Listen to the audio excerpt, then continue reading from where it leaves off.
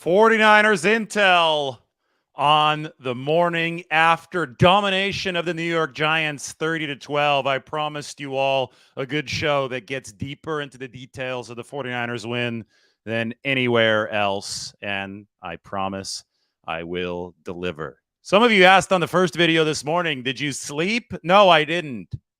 I went to In-N-Out Burger last night. I show up at home. I start watching game tape. I have now watched the game twice. I woke up after, when I say didn't sleep, I'm kidding. I slept for a couple hours, okay? I woke up. I went to the coffee shop, did another video. I'm going to post that one later, but some of the advanced numbers are now out. I organized my thoughts. I'm ready to go now for a big 49ers intel show. The 49ers dominance over the New York Giants. We're going to throw a bunch of the crap narratives out the window right now. Dominate them, destroy them, just like we did last night. We're going to set the table for what's next with the 49ers, and we're just going to, in general, delve much further into this than anywhere else delves into it. So excited to have you aboard. Everybody hit the subscribe button if you haven't yet. Welcome in. Let us go. Let's take a look at the article from last night, how the 49ers defense overpowered the Giants with 5-man fronts and man coverage. So the man coverage meeting is what set this week off on the right tone. And it was a short week for the 49ers. But I talk about the man coverage meeting in this article. The link is in the description. You can go ahead and check it out on The Athletic for $1 a month. But the 49ers on their short week, they fly back from LA on Sunday. They show up at the team facility on Monday, getting ready for this game on Thursday. So everything is abbreviated. It's harder to make adjustments. It's harder to implement new stuff on a short week. But Steve Wilks saw what happened against the Rams. It was a good defensive performance of the 49ers on the aggregate, but they had to make a big adjustment at halftime. They had to get stickier in coverage because the pass rush was fine the whole way against the Rams, but there were some misalignments on the back end. The cushions might have been a little bit too big. It was a feeling out process for this 49ers defense with their new coordinator, and they were undergoing some growing pains because of it. So in this meeting on Monday, Steve Wilks sat down with the 49ers DBs and said, it is time to man up. Get your mind right because we're about to play man coverage at the highest rate that we've played it on Thursday against the Giants. We want to be tight on the back end. We don't want those throwing windows to be there so that our pass rush can get home. That's what Wilks told the 49ers defensive backs. It's what you learn in 49ers intel right here. And guess what? It paid off. The New York Giants yesterday tried to go quick release just like Matthew Stafford did. There are two problems to that. A, Matthew Stafford is Matthew Stafford. He's one of the best in the game at quick release just because he's so skilled and talented with his arm, right? Different arm angles. He's healthy this year. The Rams with Sean McVay, they could really time things up. It still failed against the 49ers. They still started preying on the short passes late, but Matthew Stafford can execute the quick game a whole lot better than Daniel Jones, who does not specialize in the quick game. I talked about Daniel Jones having his second or third slowest release in the NFL, not as a knock on Daniel Jones, but as a description of his style as a quarterback. He likes to run. He likes to let plays develop. He likes to let his legs be part of the game plan. Well, Daniel Jones had to go quick release because the 49ers pass rush is so damn overpowering. More on that in a bit. The 49ers, though, choked off the quick release with man coverage on the back end yesterday. I mean, that was the story of the game defensively for the 49ers. Tashawn Gibson had a great quote. This is what Tashawn Gibson said. He said it in the piece. I got to scroll down and find it.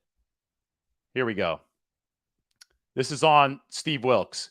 He's learning us just like we're learning him. And that's just part of the process. He's seeing what works and what doesn't work. You don't want to put the defense in a vulnerable situation. That's part of being a great DC. That's why he's been around for a long time. It's a long season. By mid-season, he'll know exactly what he's got, and I feel this defense is going to be flying on all cylinders.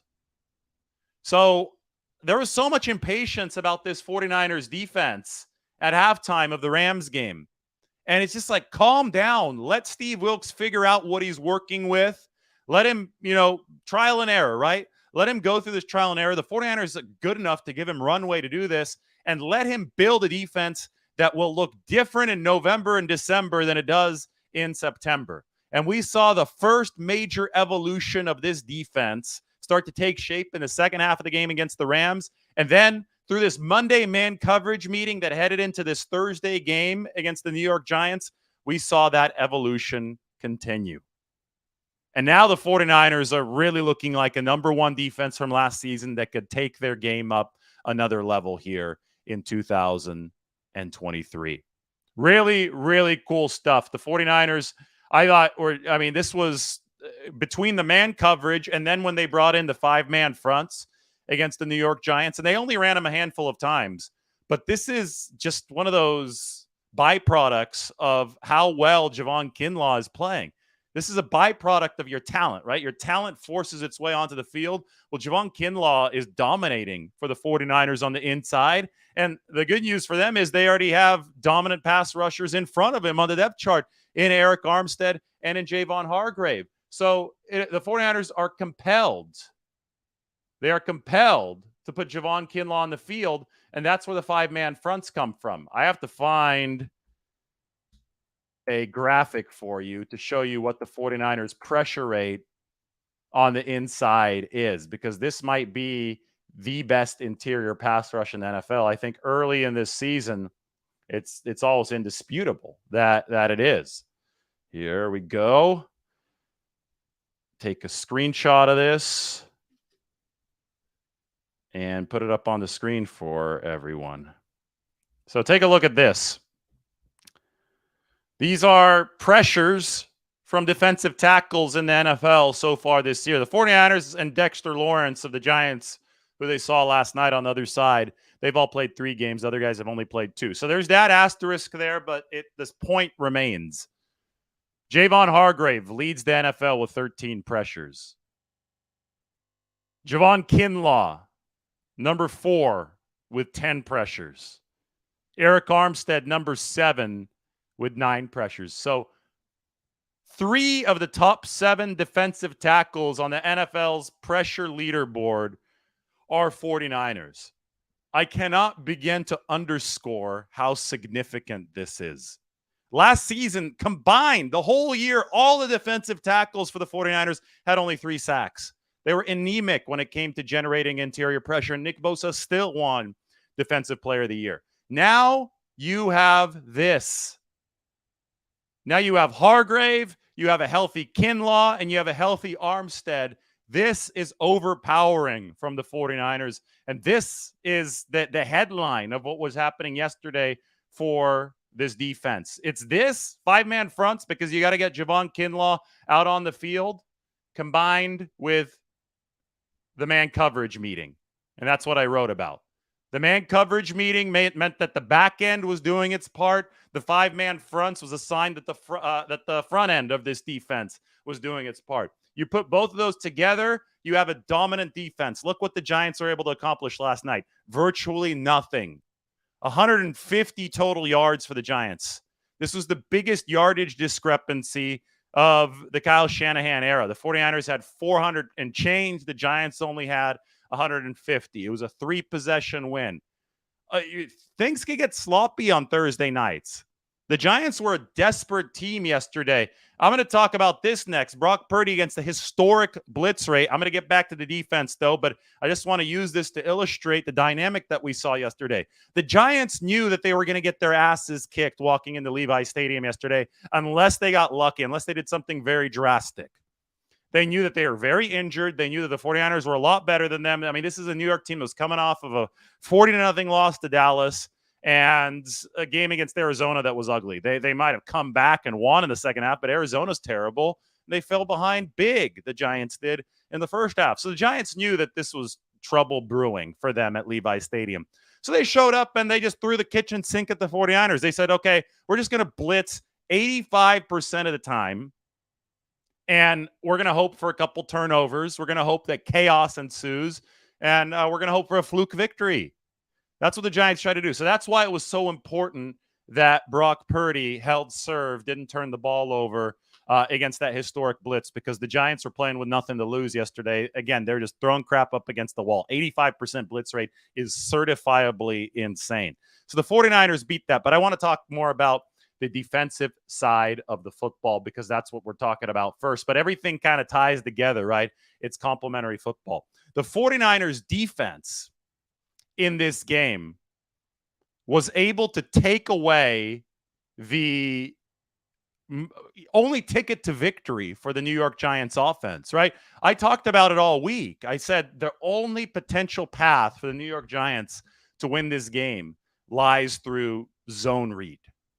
Daniel Jones, who had 22 carries through 2 games entering this contest, would have to beat the 49ers with his legs to defuse the 49ers pass rush, because the 49ers pass rush would be too good for the Giants' injured front. 49ers would be able to prey on Daniel Jones throws in the back end. That was, I can't even call it a prediction. That was just my fair analysis of the game. The 49ers completely shut down the Giants' rushing attack. And I mean completely. 11 carries for 26 yards total. That is anemic, paltry, nothing. But 2, Daniel Jones only had 2 carries for 5 yards. So 11 carries per game in weeks 1 and 2, 2 carries for 5 yards in this one. That happened because the 49ers defense did its homework. They're ready for the read option. They set hard edges, and the Giants didn't even bother calling it. Because they knew it was going to get snuffed out just like the rest of their run game. So you stop the run, and then you can have some fun. Up on the screen, that's Javon having some fun. Nick Bosa in the background, having fun as well. Drake Jackson having fun as well. You stop the run, you can unleash the hounds against the opposing quarterback. The 49ers have a little saying when they've got 5 down linemen. They used it a handful of times yesterday. They say, hey, I'll meet you at the quarterback. See you there. They met at the quarterback yesterday. 26 pressures for the 49ers in a quick release game for Daniel Jones. Reminiscent of the week before, 27 pressures in a quick release game against Matthew Stafford. This is the best defensive line in football. I don't think there's any question about it at this point. And the back end is tightening up the coverage to supplement that best defensive line in football. And that is a huge, huge deal. All right, let's flip this around. Let's talk about the other side of the football. Brock Purdy versus a historic blitz rate. Here are the stats for Brock Purdy. The Giants blitzed on 33 of 39 dropbacks against the 49ers. That's 85%. I was talking to Jeff over at PFF, Jeff Deeney. He said he never seen a rate like that. Again, I said it was certifiably insane, and I meant that. Crazy. Brock Purdy against that blitz. 20 of 31. That's a full game's worth of stats because they blitz so much. 247 yards and 2 touchdowns. This was a complete masterclass against the blitz. I have a nice little screenshot for you. We're not allowed to play the game broadcast footage, but I could show you a still shot right here. It might be a little bit dark.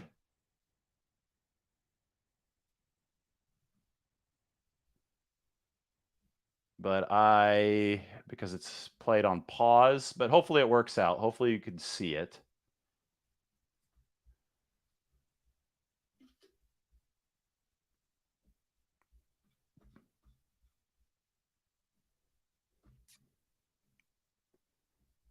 All right, check this out. This is the touchdown to Ronnie Bell. Ronnie Bell is where I'm circling him on the top right of the screen. Brock Purdy has got 2 men in his face. They're free rushers from the blitz. Bell's not even out of his break yet. Purdy is releasing off of his back foot, falling away. This is a very difficult throw that is going to hit Ronnie Bell right by the pylon where only he can get it. That is a perfectly executed blitz beater. So Purdy was blitzed at a historic rate, and he delivered with lethal efficiency. The amount of people that didn't understand this while the game was going on was crazy. And I mean, Tim Kawakami, he writes for us at The Athletic. He wrote about this, and he just is wondering what the hell is going on. Why is every single throw from a 49ers quarterback some kind of referendum on quarterback play in general? It only happens with the 49ers. I get it. QBs are scrutinized all around the league, But for some reason with the 49ers position, it's just weird.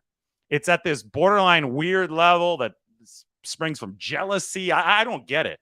Jimmy Garoppolo dealt with insane scrutiny that just completely lost the mark. People didn't understand what he was doing for the 49ers within the context of Shanahan's system. They just don't get it. They still don't. They didn't get it and they don't. And now that same scrutiny has moved over to Brock Purdy, and it is just disconnected from reality. This guy threw for 300 plus yards.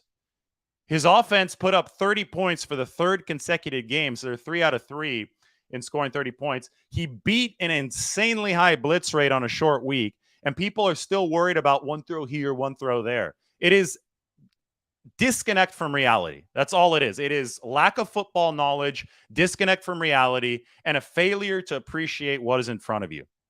The same people who don't think that Brock Purdy was doing anything impressive last night would have written off Joe Montana. Probably did write off Joe Montana, but they didn't have Twitter back then. If you didn't have Twitter back then, well, the receipts aren't there. But the receipts are now here for Brock Purdy, and there is going to be a lot of backpedaling, especially after I watched this tape. There were several throws where he's off of his back foot because the blitz is just overwhelming the 49ers, and he's beating the defense, the New York Giants defense. 33 of 39 dropbacks blitzed, 20 of 31, 247 yards, and 2 touchdowns against that blitz. It was impressive. Now, the 49ers went to Yak City yesterday, and this is how it has to be. So this game had a very interesting flow to it. First, the 49ers came out with a very aggressive downfield passing offense. I mean, before I put this up on the screen, let's talk about this. The first 2 49ers snaps of the game were in the pistol formation. They don't run a lot of pistol. But I knew something was up, especially on a short week. You run something that you don't run all too much of on the first 2 plays of the game on a short week when you haven't had all too much preparation. I was like, ooh, Kyle Shanahan, this is an aggressive game plan. Pistol on the first 2 plays, some downfield attempts on the first drive. Obviously, that first drive did net points, but it was a little disjointed, right? There were some struggles there. The 49ers picked up some third downs, which were really big. Jawan Jennings had a big catch, but there was that one play that George Kittle had to break up so it wouldn't turn into an interception. It looked like the 49ers weren't completely schematically comfortable against what the Giants were doing, and this lasted for a couple drives. The Giants were lighting them up with blitzes and good exotic coverages on the back end to confuse the 49ers on their blitz beaters. Well, the aggressive downfield approach the 49ers took early in the game, they scrapped. They said, whoa, wait. These guys are heating us up way too much with blitzes. Our game plan is not congruent with success here against what the Giants are doing. So the turning point was the Deebo Samuel 3rd down and 15 where he picked up 30 yards. Almost all those yards were after the catch. And at that point, he said the 49ers are going to go short passes and they're going to go runs. It's tough to go run against a team that's blitzing as much as the Giants. So the short passes were the bread and butter of how the 49ers approached this. But I think they went 9 short passes and or runs for until the next touchdown to Ronnie Bell. So I think it was 2 touchdowns actually since then. At first it was a McCaffrey touchdown, then it was the Ronnie Bell touchdown, and they went up 17-3. They relied on the quick release game and their yards after the catch to deliver explosives. So we talk about the way to beat stacked defensive fronts. And one of the parallels in this game was that the 49ers stacked the defensive front a few times, five men up there. They blitzed Daniel Jones. They did all that good stuff. The Giants did that to an even greater extreme, right? They ran 5-man fronts, 6-man fronts. They were challenging the 49ers up front. They were bringing the heat 85% of the time. They were saying, here, beat our blitzes. We're just going to roll the dice. We're going to throw the kitchen sink at you because we know that you're the better team. So we're going to hope for a turnover. The way to beat that is not just the quick release game, but it's the quick release game that can turn into explosives. Now, the only way that you can turn a quick release game into an explosive offense is 3 yards after the catch. Because if you're releasing quickly, you're not throwing very far downfield, right? So the yak is on these screen passes or the yak on the intermediates where Deebo Samuel rumbled forward. That was the key to this performance. The Giants didn't get it, yak. The Rams didn't get it against the 49ers last week, and that's what kept those offenses from being explosive despite completing a few passes underneath. but the 49ers most certainly got the yards after the catch. They won the explosive battle. So Deebo Samuel, awesome, 78 yards after the catch. Christian McCaffrey, awesome, 45 yards after the catch. I mean, the two biggest third down conversions of this game.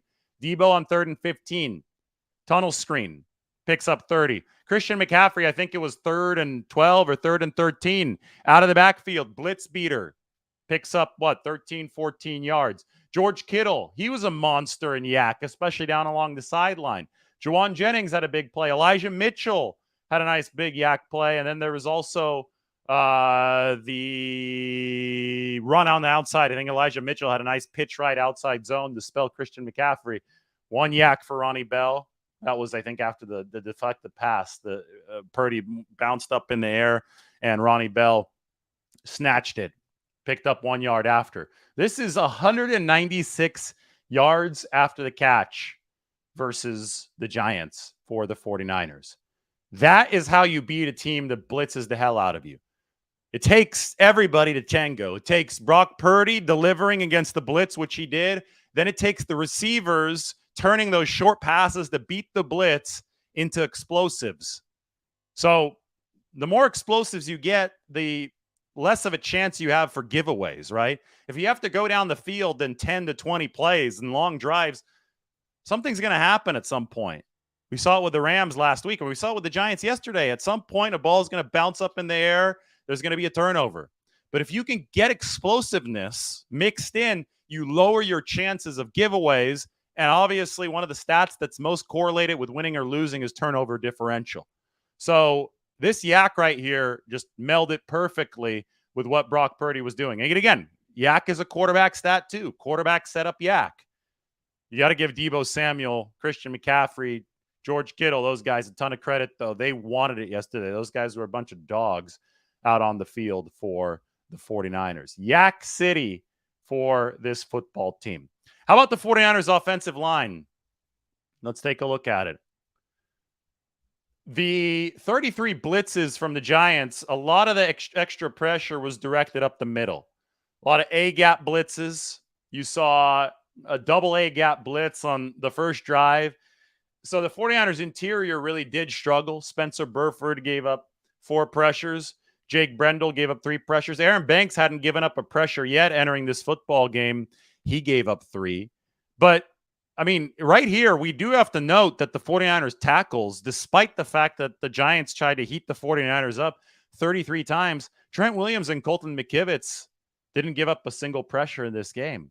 And that might be one of the big stories coming out of Thursday football. Colton McKivitz, no pressures given up. He had a really rough week 1 against the Pittsburgh Steelers and TJ Watt. He got a lot better, even though he had to face Aaron Donald on some key snaps in week 2 against the Rams. No pressures given up for Colton McKivitz against the New York Giants. Now, the level of edge rushing play working against the 49ers definitely degraded. The Rams are really good, right? The Rams, they have talent up front. Byron Young is a good edge rusher, but Aaron Donald was lining up on the Colton McKivitz side. They're not as good as TJ Watt on the exterior, so it's gotten easier every week. But I think just the sheer fact that Colton has now gotten to play against Defensive Player of the Year, TJ Watt, Defensive Player of the Year, Aaron Donald, I mean, those things have helped him a lot, right? Those things, that was maybe the biggest fallout from Nick Bosa's holdout, was that Colton McKivitz didn't have a chance to work against the best Nick Bosa in training camp to sharpen his sword. And now he's getting a chance to sharpen his sword. And again, clean sheet, no pressures given up for Colton McKivitz. So the 49ers offensive line, I think if you look at a weakness of this football team, it still is up the middle, especially on the right side. Spencer Burford has been the worst 49ers offensive lineman so far this season. But if McKivitz continues improving, that's going to help Spencer Burford, because those two work in conjunction on the right side of the offensive line. And Kyle Shanahan, after the game, complimented Spencer Burford, said he did some good stuff getting to the second level on blocks. And that's something I pointed out against Pittsburgh. So it's not all bad for Spencer Burford. The run blocking has definitely been better than the pass blocking. Yesterday was a tough assignment. He's facing Leonard Williams. He's facing Dexter Lawrence. He's facing this overheating of blitzes from the Giants. All things considered, the 49ers hung decently well against those blitzes, and then Brock Purdy did the rest of the job. He was under harassment a lot, but he was still able to get some of those really, really difficult throws off for the 49ers against the Giants. All right, cool. So anyway, this is what you need to look at right now. It is in the description. It is how the 49ers defense overpowered the Giants with 5-man fronts and man coverage. There's Javon-Hargrave, the NFL leader in pressures at defensive tackle. There's Lawrence, so you could tell how tough of a battle it was for Spencer Burford. But Kinlaw, Armstead, both of those guys are in there. It was really, really cool hearing Javon Kinlaw talk about how he's trying to pick stuff up from Javon-Hargrave and Eric Armstead, especially Eric Armstead, because Armstead, he's got that frame that's more closely resemblant of Javon Kinlaw's, that long frame. Javon-Hargrave is shorter, lower center of gravity, but they also have two really tall defensive linemen in Eric Armstead and Javon Kinlaw to make that the best interior pass rush in NFL. So 49ers, excellent on defense, really good on offense, 30 points again. How about the third phase of the game? Special teams, Jake Moody, first kicker in NFL history to make 3 field goals and 3 extra points in each of his first 3 games. He is 9 of 9, and I believe 8 of 8 on extra points. Could be wrong there. Don't quote me on that. But 9 of 9 on field goals, perfect on extra points. He hasn't missed yet. This should send a message to the people who tried to overreact about everything in the preseason. His first game at the NFL level, he missed 2 kicks. It was a preseason game. So what? He's now 9 of 9. Worth the pick. Again, this is a low third-round pick. It's a comp pick. It's past number 32 in the third round.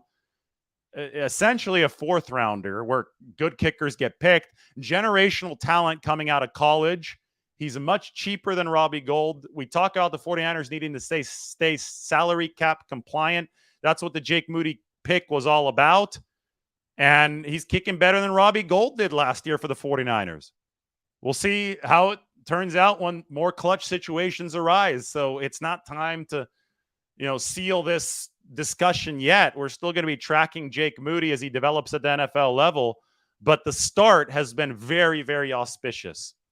If there were a couple mistakes for this team, it was on special teams yesterday, but they weren't Moody's fault. You had Shamar Jean-Charles, the practice squad cornerback who got called up with the fair catch interference. That gave the Giants a little bit of life later on. Another personal foul came against Dre Greenlaw. That wasn't on special teams. That was on defense. I don't think that was a mistake from Dre Greenlaw. Very clearly, very, very clearly, he delivered his hit before the whistle. The officials didn't blow the whistle until later. So I think that was a reputation penalty against Dre Greenlaw. Tough break for the 49ers. Tashawn Gibson in the locker room told me he didn't think Kyle Shanahan's going to be mad at Dre Greenlaw after that hit. He thinks that was a bad call by the officials. So I think that the worst play for the 49ers was that fair catch interference that gave the Giants an extra 15 yards, started them at the 37-yard line. But obviously the 49ers overcame that. They gave up only 137 passing yards to Daniel Jones. They gave up only 21 total rushing yards. The Giants' only score was the revenge touchdown for Matt Breida. Again, the Giants did not run what they needed to run to win this game, which was zone read, and it's because the 49ers schemed them out of it.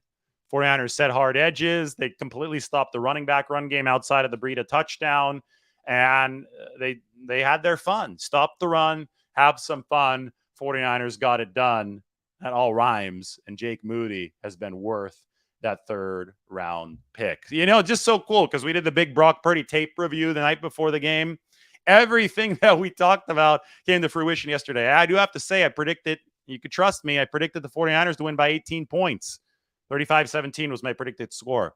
Guess what? The 49ers won by 18 points. This was a very, very impressive win again. They win by 3 touchdowns. 3 scores, not 3 touchdowns. We'll say 3 scores against the New York Giants, and a 3-score win in the NFL is always significant. By the way, the 49ers scored 30 points against the Giants defense. Dallas, they won 40-0, but there was a special teams touchdown and there was a defensive touchdown in that effort for the Cowboys. So the Cowboys scored 26 offensive points. I think obviously both teams dominated the Giants. But um, a lot of people are saying the 49ers didn't dominate the Giants, so they just don't understand what happened. They don't know what they were watching last night. Again, like 450 total yards to what, 150 for the Giants? I think it might have even been more than that for the 49ers. Don't quote me, though. Time of possession, 40 minutes to 20 minutes. I mean, this was just a suffocation. 49ers on the Giants yesterday. And guess what? Dallas suffocated the Giants too. 49ers played Dallas in week 5. I would wager, and I'm not going to wager, but I would if I could, that the 49ers would beat the Cowboys. Or well, the 49ers and the Cowboys will be 4-0 when that matchup comes. And I guess I slipped a bit. I said I think the 49ers are going to beat the Cowboys. I do think they will beat the Cowboys when week 5 comes, but let's not get ahead of ourselves. I think right now we can safely say that both teams will probably be 4-0 once that matchup happens in early October, week 5 at Levi's Stadium, Sunday Night Football. It is the third in a string of 3 straight home games for the 49ers. But beyond that, we just have to wait to see how this matchup is going to unfold. But what you're seeing is an arms race atop the NFC. You saw it this offseason when Javon-Hargrave came over from Philadelphia to the 49ers. That's given the 49ers the best interior pass rush in the game a year after they had one of the worst interior pass rushes. So the 49ers have gotten a lot better since last season. So you've seen that progress. You saw Dallas, talking a big game this offseason about how they've taken the next step. Unfortunately for them, Trayvon Diggs just tore his ACL. He's been improving as a cornerback. That's a huge blow to the Cowboys, but it's all part of the equation, right? We have to consider every addition and every subtraction from these teams as part of a final tally, as something that will help us appraise who the best team in the NFC is. And Dallas took a hit with the Trayvon Diggs injury yesterday. They absolutely did. And we'll see what they look like against the 49ers in October. Health is going to be wealth, I think, at the top of the NFC. I think you have 3 legitimate contenders. The team that is the healthiest at the end of this between the Eagles, the Cowboys, and the 49ers will win the NFC. That's my prediction. If all 3 of those teams are injured, well, then that opens the door to other teams, the B-list teams. But the A-listers are the Eagles, the 49ers, and the Cowboys. And 2 of the A-listers play in a couple weeks with the 49ers and the Cowboys. The 49ers and the Eagles play later this season, and the Cowboys and Philadelphia will play twice this season, and it will be fascinating. All right, I went through some of the points. I'm going to go through the Q&A right now. Why don't we toss our questions in? After 32 minutes of me talking to open this beautiful Friday morning in San Francisco. Don Nelson thinks the 49ers are on their way to 17-0. I guarantee you that people will start talking about this if they beat the Cowboys. It might be premature, but people will start talking about this if they beat the Cowboys in week 5.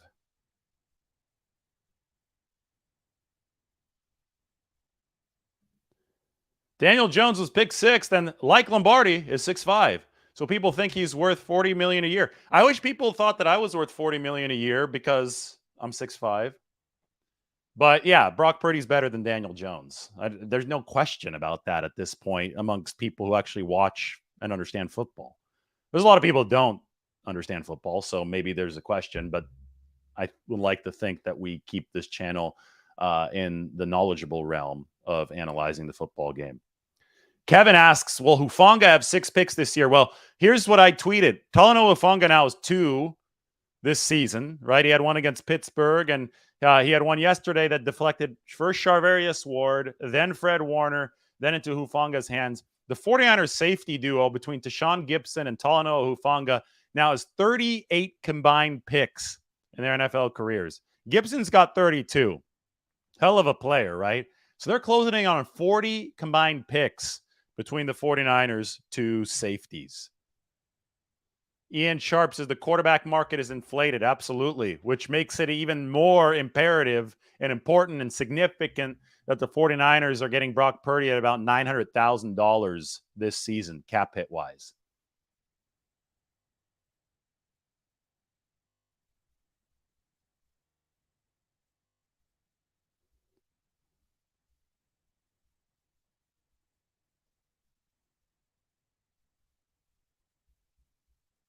All right. Put in your questions, and I will answer the ones I feel like answering. Obviously, I'm not going to be able to answer everything, but 49ers Q&A should be fun here.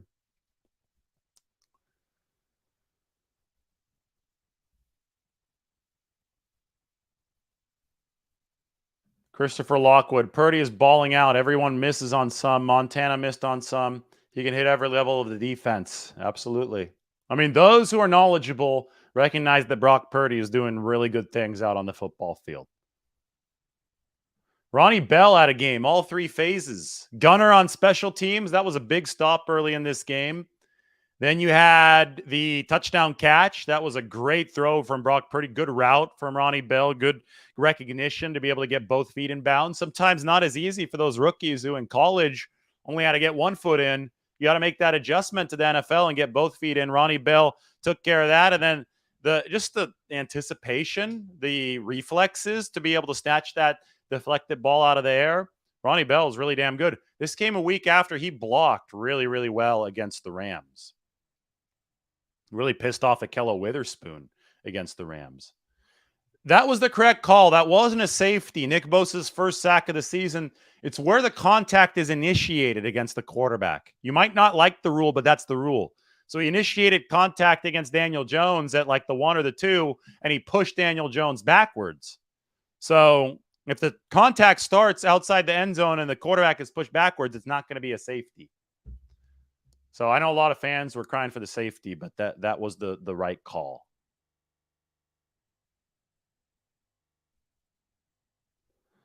Would I say the 49ers are the most balanced team in the NFL right now? They certainly look like it. I mean, there still are weaknesses here. So the right side of the offensive line, we talk about Spencer Burford. We question some of the cornerback depth. So there are some weaknesses on this football team, but the weaknesses haven't showed up yet because they have so many strengths across the whole roster. They have an A-lister at every single position group, and they're good on offense, defense, and special teams. So I would say that they're the most balanced team in the NFL right now. Mike sent me something right now. Brock Purdy is the third youngest player in NFL history to throw for 700 pass yards, 4 passing touchdowns, and have 0 interceptions through 3 games of the season. The only younger players to do it are Lamar Jackson in his 2019 MVP season and Patrick Mahomes in his 2018 MVP season. So what Brock Purdy is doing right now has been accomplished only by 2 MVPs before. So I'm going to go ahead and tweet this. That's from ESPN Stats and Info.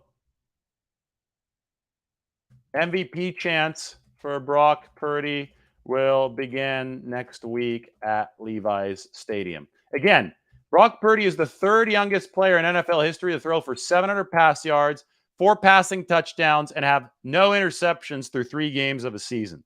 The only players younger than him to do that, Lamar Jackson and Patrick Mahomes. 2019 and 2018, respectively, both of those guys won the MVP in those seasons.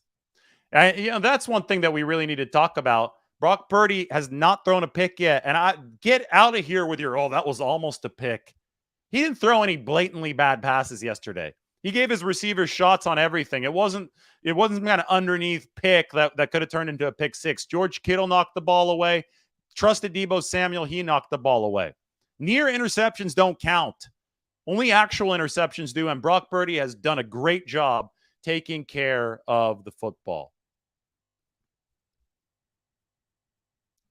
Brock Purdy can make a lot on endorsements, but he can't make more on his NFL contract until after year 3 in the league, which is next season, in case you want to pay him more. But he's already doing truck commercials, so I know Brock Purdy is making money through that.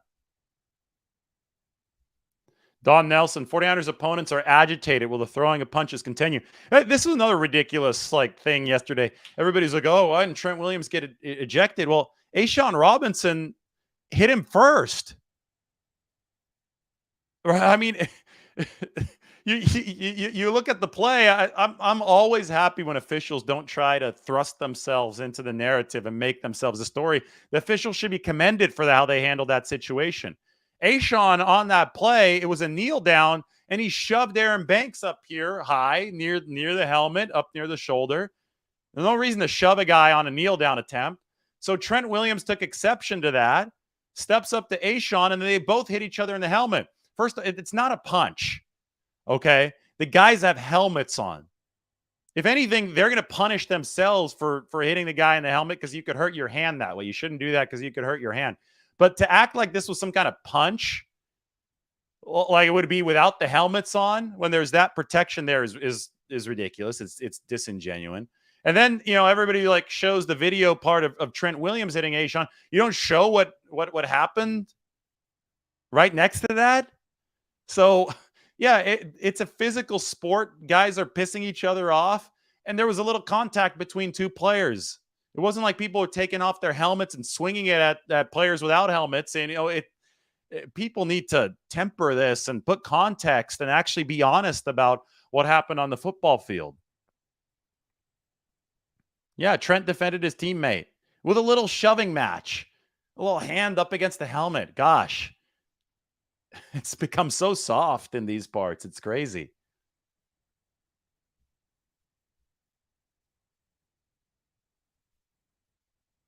Yeah, I can't wait to see the overreactions when Brock Purdy actually throws an interception.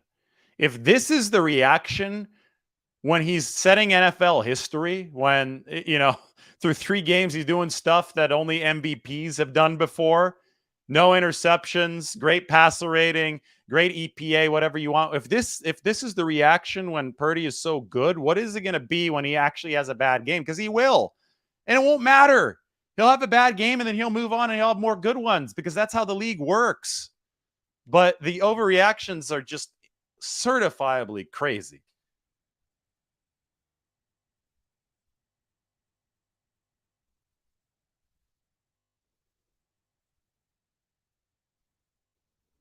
You know what, Mike? I don't get it either. I don't get what people want from Purdy.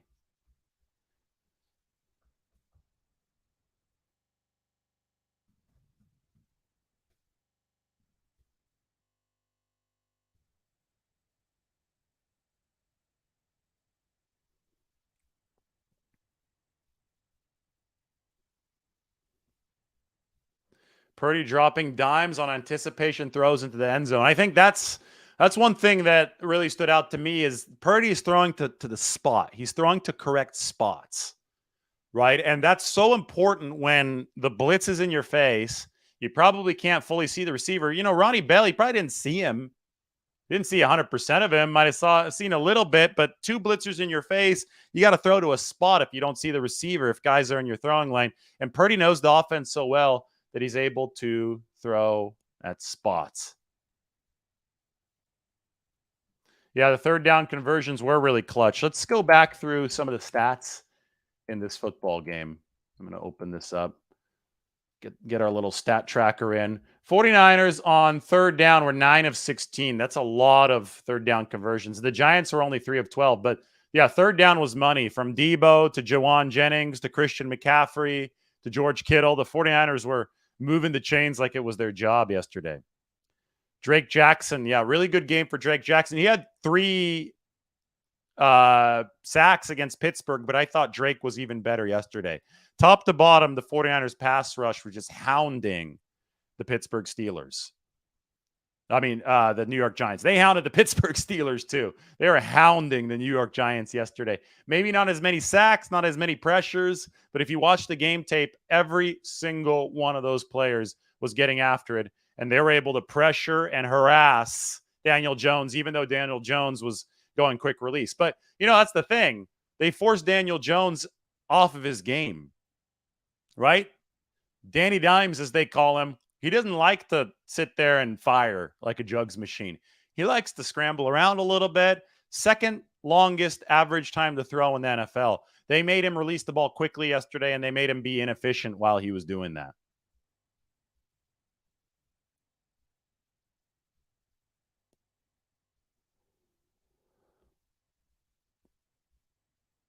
How was the In-N-Out Burger late at night? It was really good. I did Mountain View yesterday. Didn't want to get in a big brawl. which is what the Santa Clara In-N-Out is now known for after 49ers games. So now I went to Mountain View, couldn't get too far up north because they would have closed on me. They close at 1 o'clock on Thursday nights. And I got there at about 12:45 to the Mountain View In-N-Out right off Rengstorff and 101. I might have been able to get into Redwood City by close. Yeah, probably that late at night. You could probably make the extra 15 minutes, but I didn't want to roll the dice any further.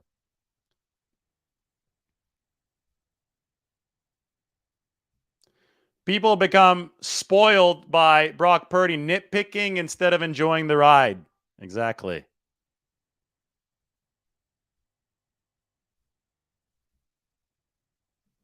Thank you, Tyler. Appreciate you. Is that your... I wish Kimberly a happy birthday. Happy birthday, Kimberly. I don't know how old Kimberly is, but happy birthday. Appreciate your comment. Thanks, Tyler. Yeah, surprisingly, I don't look fat the day after I ate In-N-Out at 1 a.m. Crazy. Although I didn't have a 4x4. I only had a double-double.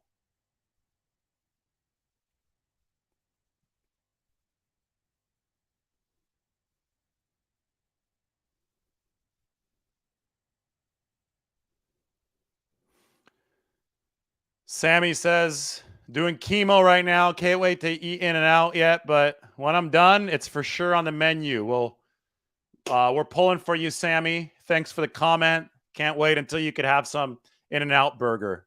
Stay strong. Stay strong, my friend. I guess Jason Verrett worked out with the 49ers yesterday. I can't give you odds because I don't know what he looks like coming off of the Achilles last year.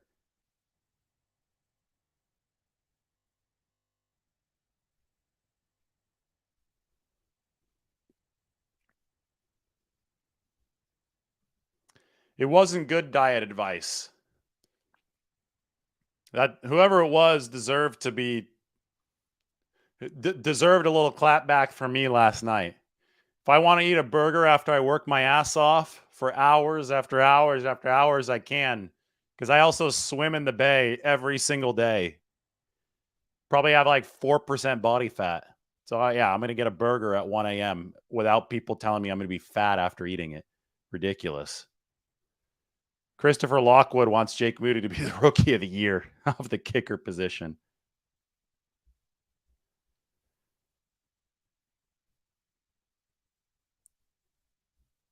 We shouldn't be talking about the trade deadline yet. It's 3 weeks in. Check back with me 2 or 3 weeks from now. It's a little too soon. We're still in the feeling out period. We don't know what the 49ers will need exactly, and we don't know what is going to be available yet, right? Stuff has to materialize in the NFL before we start talking about the trade deadline.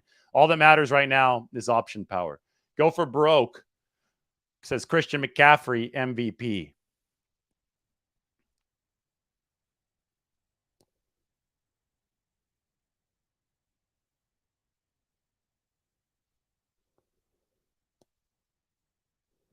Shout out to Madera, California. Hell yeah.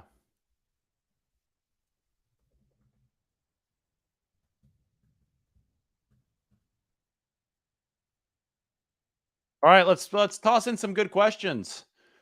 What games are you looking forward to watching this weekend now that the 49ers have won and you can't watch the 49ers on Sunday?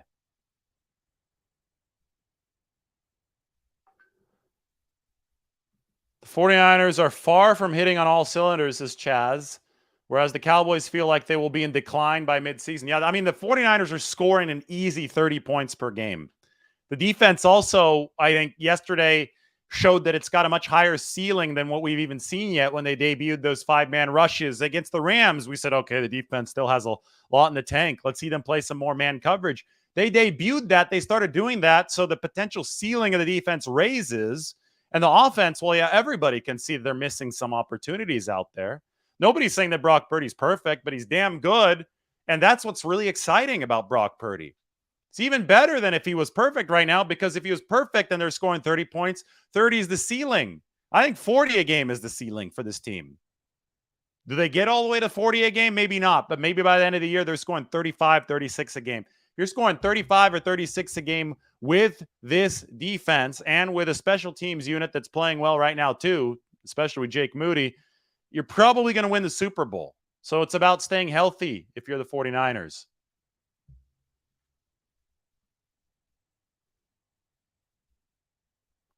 Yes, Kinlaw pushed for the 5-man front. So let's go back to what I wrote yesterday, because this is, we talk about 49ers intel, giving you some behind the scenes look at what the 49ers are doing.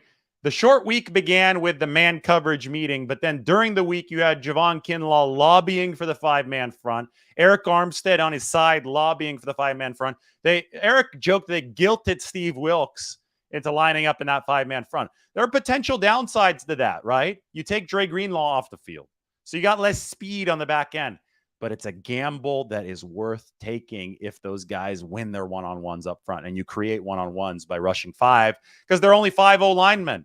So Javon Kinlaw, who is on the leaderboard in the NFL for pressures out of defensive tackles, boy, he stepped up big time for the 49ers. Put his money where his mouth is. We could say that. Conference call with Kyle Shanahan coming up in about 2.5 hours. Smash that like and subscribe. The ride is more fun. The ride is more fun if everybody is part of one community. If you're reading all the articles, you could check this one out for $1 a month. Mike put the link in the description. It's up there. Up until September 30th, you could sign up to The Athletic for $1 a month, and you can get the behind the scenes of what the 49ers were talking about defensively through this article. So go ahead and check that out. Subscribe. Again, $1 a month, and obviously subscribe to the channel as well.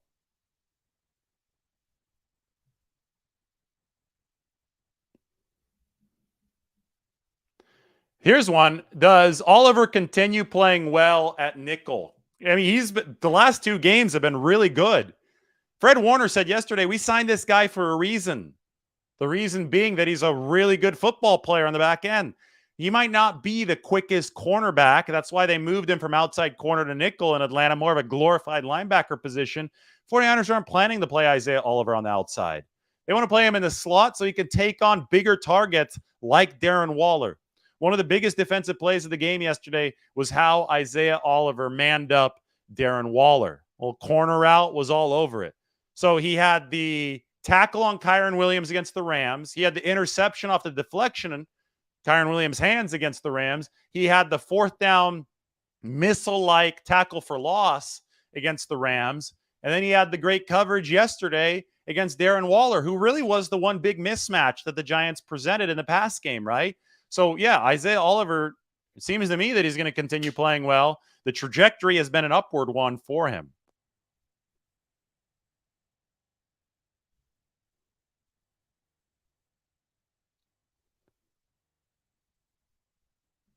You do need the calories when you swim a lot. Yes, thank you for the support. Appreciate it.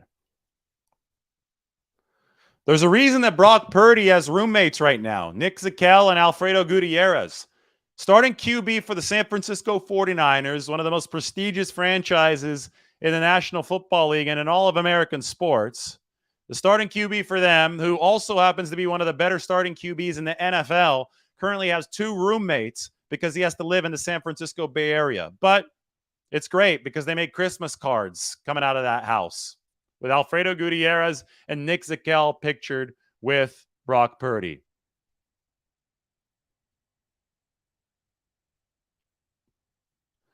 I didn't think Darren Waller was impressive at all yesterday. He was dropping passes.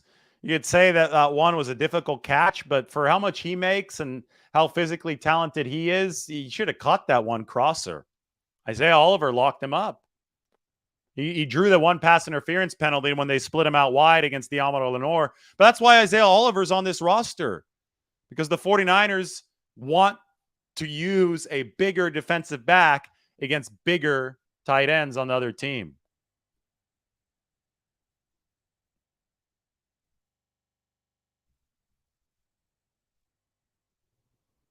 That's also true. I don't think Purdy needs to have roommates. The Bay Area is not that expensive. I was joking a little bit, but he's a guy's guy. He doesn't mind having roommates. 23-year-old guy in the Bay Area.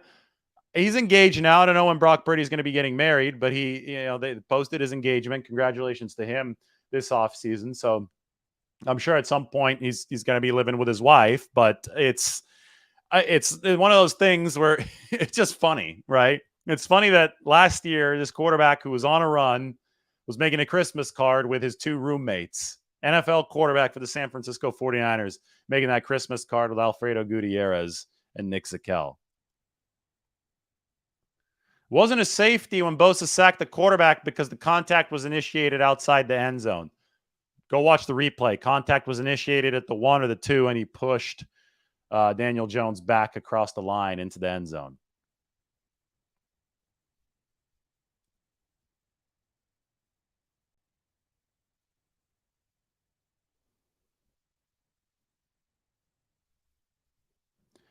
I mean, the 49ers didn't do a lot wrong yesterday.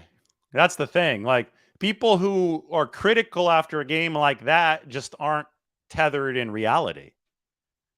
I've said what the 49ers did wrong here. They struggled a bit on the interior. They weren't exactly ready for all the blitzes because it was a short week, but Purdy still handled them phenomenally well. He was inaccurate on a couple throws where he was heated up, and they committed a couple penalties, right? Yeah. That's all that the 49ers did wrong. There's no perfect game in the NFL by any team. It's organized chaos. To focus, to have like entire focuses on some of the negatives that I just listed without the big picture positive look, because this was a positive performance for the 49ers, is just poor analysis. That's all it is. It's poor analysis. This team is 3-0. They're scoring 30 points a game. Their defense is still the number one unit in the league. And the special teams has maybe improved since last year. We'll see if Jake Moody can keep this up. That's the bottom line. If you cannot see the forest because you're focused on individual trees, you should not be analyzing this. It's how it is. It's the truth. I'm not afraid to say it. So it's something that we're going to keep an eye on the big picture every single week here. So go ahead and check out the piece. That's a big picture piece on the 49ers defense. You know, you talk about the big picture, the 49ers defense. When I talked to Sean Gibson about it yesterday, the big emphasis is these guys defensively aren't going to be the same unit in November that they are right now, and in a good way if they stay healthy, right? If they stay healthy, they're going to get better and better because Steve Wilks is going to develop knowledge of this unit that he doesn't have right now, that he can't have right now, that he can only get through more and more trial and error within games. The development of Isaiah Oliver within the context of the system is a great, great example. The addition of John Kinlaw to form 5-man fronts is a great example. There's so many examples up and down this 49ers roster, right? So it's a story of evolution over the course of the season. And the 49ers are evolving in the right direction right now.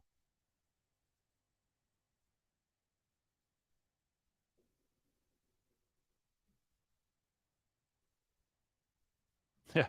Imagine being a 49ers fan and being unhappy about the start to this year. That's how out of touch some of this analysis is.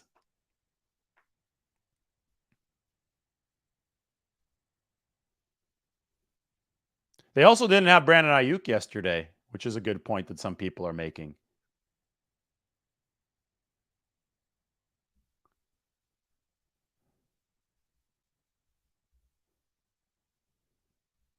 Charlene says, with those 5-man fronts, the NFL should be scared. I mean, it's tough. Tough for the league. Trent Williams had the best quote about the 5-man fronts. Let me find it for you.